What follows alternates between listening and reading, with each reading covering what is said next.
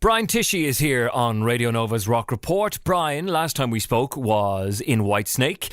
Now, the want to do his own thing has finally gotten the better of him. He has gotten up from behind the kit. He has taken up the guitar.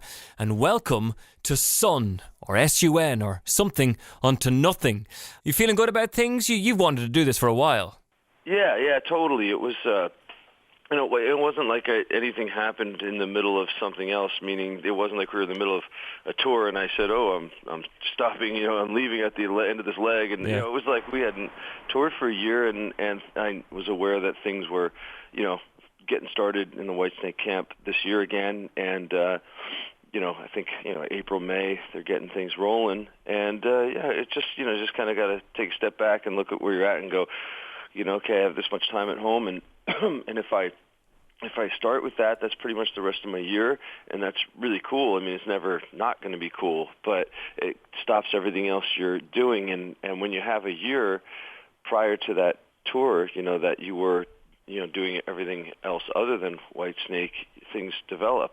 And one of the things that developed mainly was S.U.N.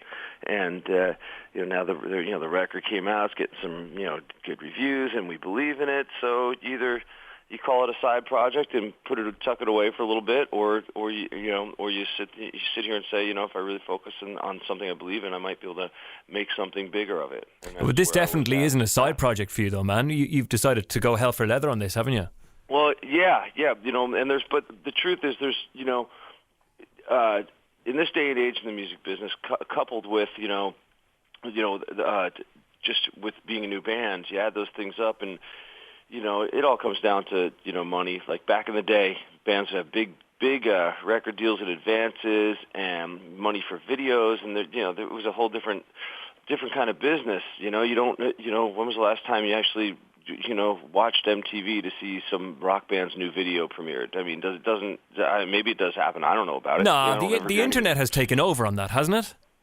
Yeah. So that you put your video out for promotion, and you hope for you sort of hope for the best. What we hoped for is that we had a good solid record, and that with what we've done in the past, that would help us get to other steps. Where maybe a brand new band in our shoes wouldn't have it, just because we have experience, and we're associated with other bands, and Sass has been doing this as Sass Jordan her whole life, so it's like she's already doing it. It's just it's definitely an uphill battle. And I never thought, by making a statement saying, I'm doing this full time, or I'm not going to tour with Whitesnake, I didn't think that meant all of a sudden S.U.N. would be super busy and things would just start rolling as we wanted. I just knew that's now I'm fighting the battle. You know what I mean? Yeah. As opposed to running the other way, or something. So we're we're working it. We're doing as much as we can. We currently, the single that's out, it's called "I'm the One." It's currently 39 on the classic rock charts. So I mean, that's not like the main pop rock chart. It's classic rock, but whatever. That's what we are. And we've been doing some shows, and we're doing as much press as we can, and we're looking for tours right now. But it's all about budgets. It all comes down to budgets. So when there's something there, you just figure out how you gonna make it work, and that's where we're at right now. Okay, I wasn't sure, were you calling the band S.U.N. or were you calling the band S.U.N. or were you calling it its full name, something unto nothing? Where did the name come from? Yeah, it's easiest to say S.U.N., isn't it? For sure, S.U.N. yeah.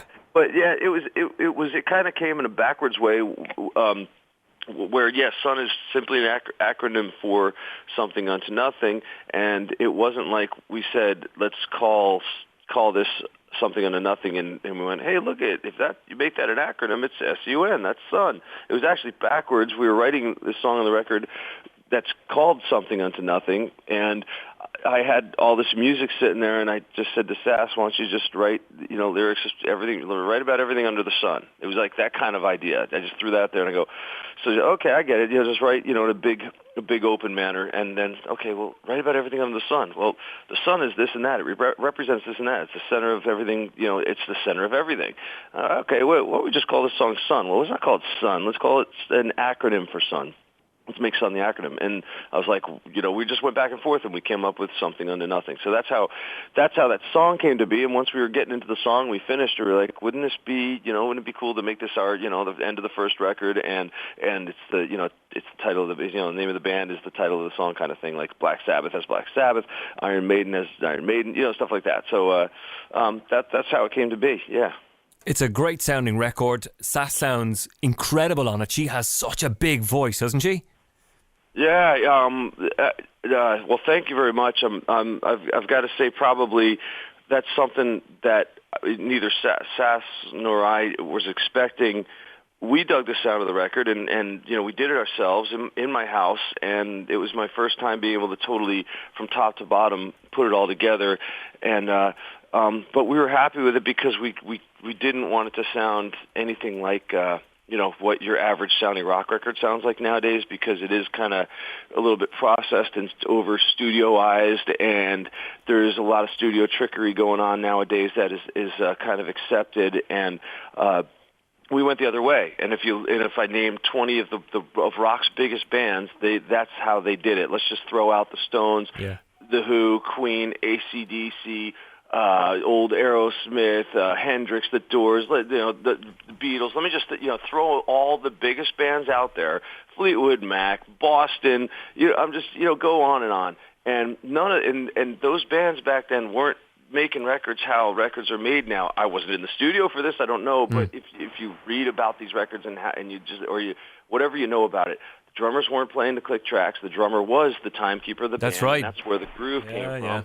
Studio effects and all this stuff going on, but I'm saying it's the Stones sound like the Stones, the Who sounds like the Who, et cetera, and that's how we made the record. We didn't worry about I think what a lot of people over worry about in the studio is like, are the drums locked up perfect to a click track? Is every note perfectly in tune that's sung or bent on a guitar? We played and we played as the musicians we are. We wrote the music and we recorded it, and that's it. So it was organic, is what you're saying. It was organic. It was organic. Yeah, and it's funny because it's like it stands out because of that. I'm not saying we're the only band that does that. I'm just saying the average. The average rock record nowadays sounds like it's just way overproduced, and there's samples and stuff on drums, and what do you call it when they take a kick drum and add somebody else's kick drum that they sample it, yeah. I forget. I don't even know these terms, so I don't care about them. But we just did. These are my drums in the room, in my living room, and we record it with ambient mics, and we, try and be smart about making it sound like a cool drum set. And Sass is really just screaming into a mic. I mean, she's literally upstairs singing. She's not even in a control room. She's singing 3 feet behind me this whole record while I'm recording her, and that's what you get. That's fantastic. And Stevie Nicks still records to this day exactly how you guys did your record. Well, there you go. Yep. Stevie Nicks is a badass. Well, she's a badass. Do you know, if you don't mind me saying so as well, there's some pretty fat nods to Zeppelin in there, I think. Yeah, well, they're my favorite band in the world. Exactly. So it's always easy to when you're writing go, I mean, I know the most obvious one. I could tell you where every little nook and cranny of the record comes from. Inspiration. But the opening track, which is an interesting story, for me, if anybody said, "Oh, the opening track sounds it's called Burned. It sounds Zeppelin-ish." But, oh, really? You think? Of course it does, because Zeppelin probably in that style of song has the biggest song of that style, meaning Black Dog from the lead-off track of Zoso, Zeppelin 4. It opens up with a vocal, and the vocal is answered by a big, awesome riff. So when I was Sass and I were talking about writing before we had even met up to write a couple years ago. She was just mentioning stuff she was into and this and that. The first idea I threw at her was the song called Burned. All I had was an idea of her singing and me answering her. And this is very much like Black Dog. This is very much like Still the Night. This is very much like Spoon Man from Soundgarden, where there's a vocal and it's answered by a big riff. It's not an uncommon thing in rock, And it goes back to the blues. And it goes back to the call and answer. Even in an army drill, the way that the sergeant yells out something and the guys answer it. It's just call and answer. And but she dug the idea, and I said, "Here's your space. What would you fill it up with?" And she sang the exact line she sings on the record. That was the first line she wrote. That was their first melody, and that was it. So I wanted to open up with giving Sass the space to be Sass, and then also we put more of a chorus type we put a chorus in the song, and as opposed to just making it like a bluesy jammy thing or something. And so there's definitely Zeppelin-isms all over the place, and there always will be. I mean, Zeppelin from top to bottom, they've covered so much ground. If you're into them, it's hard not to be touching on stuff they touched on. But it's just you're very excited about this album, man. I'm thing, totally picking up on that. You're very excited about this. You're very passionate. Well, yeah. I mean, if anybody's interested in something I've done, I think that's great because you don't work on music and practicing an instrument to sit in your mom's basement the rest of your life and do it alone. Oh God, that's what I do with my drum kit, man. That's what I do. But there is something to be said for that because I'm saying in the practice days or back when I was a kid playing, there was nothing better than just everybody leaving me alone, turning on the record full blast, putting my headphones on, and playing to Aerosmith and Zeppelin and Kiss and Rush and Van Halen and all that stuff. That was like those were my drum. They were like drum Bibles, learning how to play rock and roll drums from those records.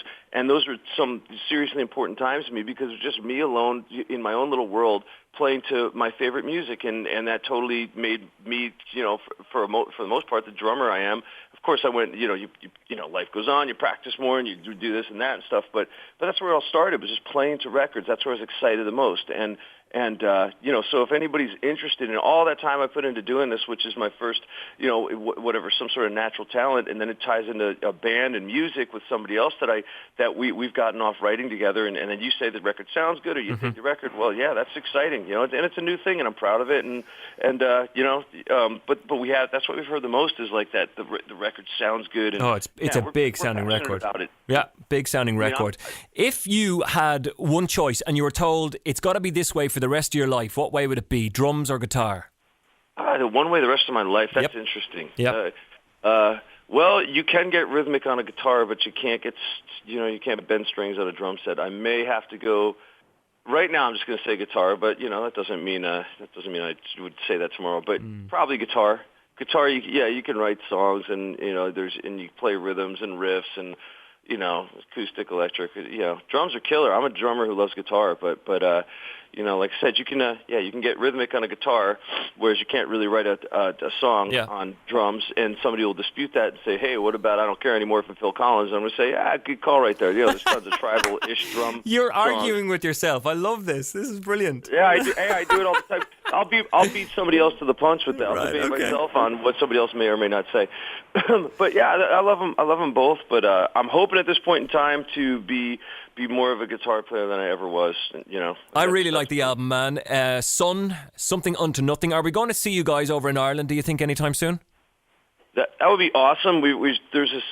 We're supposed to be getting the record out in the UK and Ireland. I think real soon through a new company that's interested, and it's literally like in the stages of just everybody kind of making sure we're all on the same page to get it out sooner than later. If so, we're totally talking about it. We almost had an option to be getting over there in April, opening up for another band that that kind of fell through. I guess budget-wise on their side. So I hope so, man. I hope we're over there sooner than later. I hope so too. My wife sent me this the other day because she saw this that you had tweeted. I eat lots of tuna just because it helps me play guitar in tuna. Did I write that? Well, apparently you did. No, But she was like, really? This is Brian? I think sometimes just to throw in some odd stuff out on Twitter is funny, or wherever you throw it out.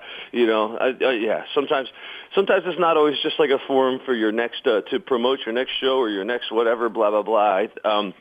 Sometimes this is funny stuff, and you're just talking to yourself, whatever, and some little idea comes out. And you go, I like what you do, man. I really enjoyed Mobile again, and I sent you that on Twitter the other night there. I was having a listen to it. Really massive success with everything you do. I do love the band. I love the album. Go get the brand new S.U.N album, Something Unto Nothing. Brian, always great to talk to you. Thank you so much. Yeah, thank you very much. Hope to see you up there in the land of dubs real soon.